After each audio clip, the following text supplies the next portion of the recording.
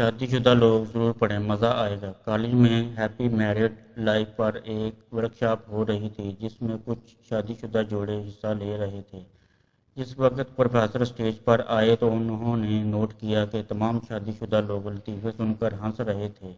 یہ دیکھ کر پروفیسر نے کہا کہ چلو پہلے ایک گیم کھیلتے ہیں، اس کے بعد اپنے موضوع پر باتیں کریں گے۔ سب خوش ہو گئے اور کہا کون سا گیم؟ پروفیسر نے کہا ایک میرڈ لڑکی کو کھڑا کیا اور کہا کہ آپ بلیک بورڈ پہ ایسے 25-30 لوگوں کے نام لکھو جو تمہیں سب سے زیادہ پیارے ہوں۔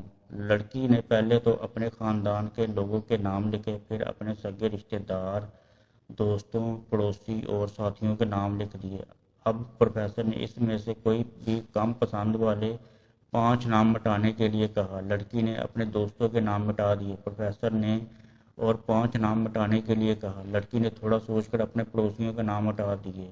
اب پروفیسر نے اور 10 نام مٹانے کے لیے کہا۔ لڑکی نے اپنے سگے رشتے داروں کے نام مٹا دیے۔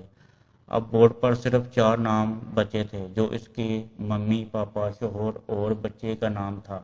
اب پروفیسر نے کہا اس میں سے اور 2 نام مٹا دو۔ لڑکی کشمکش میں پڑ گئی۔ وہ سوچنے کے بعد بہت دکھی ہوتے ہوئے اس نے اپنے ممی پاپا کا نام مٹا دیا۔ تمام لوگ دنگ رہ گئے لیکن پرسکون تھے کیونکہ وہ جانتے تھے کہ یہ کھیل صرف وہ لڑکی ہی نہیں کھیل رہی تھی بلکہ ان کے دماغ میں بھی یہی سب چل رہا تھا۔ اب صرف 2 ہی نام باقی تھے، شوہر اور بیٹے کا۔ پروفیسر نے کہا اور ایک نام مٹا دو۔ لڑکی اب سہمی سی رہ گئی۔ وہ سوچنے کے بعد روتے ہوئے اپنے بیٹے کا نام کاٹ دیا۔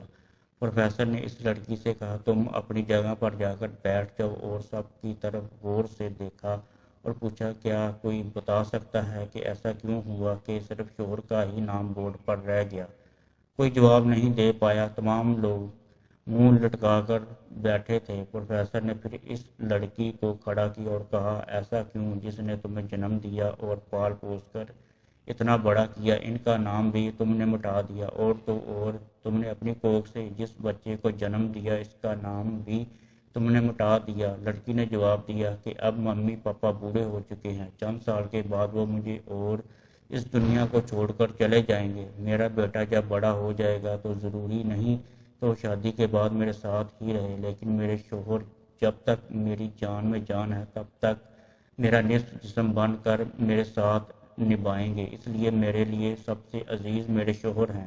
پروفیسر اور باقی اسٹوڈنٹ نے تالیوں کی گونج سے لڑکیوں کو سلامی دی۔ پروفیسر نے کہا تم نے بالکل صحیح کہا ہے کہ آپ اور سب کے بغیر رہ سکتی ہو پر اپنے نصف عضو یعنی اپنے شوہر کے بغیر نہیں رہ سکتی۔ مذاق مستی تک تو ٹھیک ہے پر ہر انسان کا اپنی زندگی کے ساتھی ہی اس کو سب سے زیادہ عزیز ہوتا ہے۔